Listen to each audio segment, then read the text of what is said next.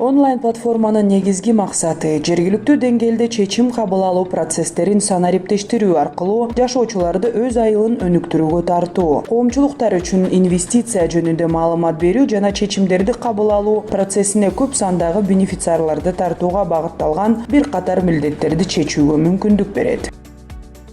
Дүйнөлүк банктын каржылоосунун негизинде Аристин айылды инвестициялоонун 3-чү долбоорунун алкагында кошумча каржылоо долбоорунда өткөн онлайн иш-чаралардын өзгөчөлүгү, ыңгайлуулугу, ачык айкындуулугу, жаңылануусу, технологиянын өнүгүүсү, коомчулуктун долбоорду тандоодогу ролу иши бир топ жеңилдеди.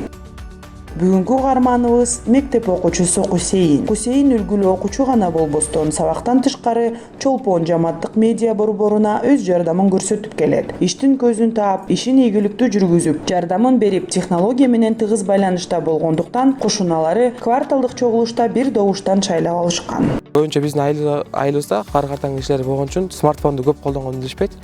Ошого телефондон кайсы шилтемеден кайдан кирет, эмне кылат, ошо боюнча мен жардам бергем.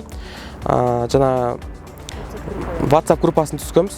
WhatsApp группада деген айыл тургунда баардык көчөлөрдү кыдырып чыгып, телефон номерин чогултканбыз. Телефон номерин чогултуп, WhatsApp группасын түзгөнбүз. Кыргызстанда технологиянын өнүккөнү эң жакшы, эл үчүн, жер үчүн жакшы иштеп, жакшы башталыптыр. Мен өзүм байланышым болбосо дагы силердин келип ушундай жаңылыктарды берип турганыңарга чоң рахмат. Өнүгө берсин, өсө берсин.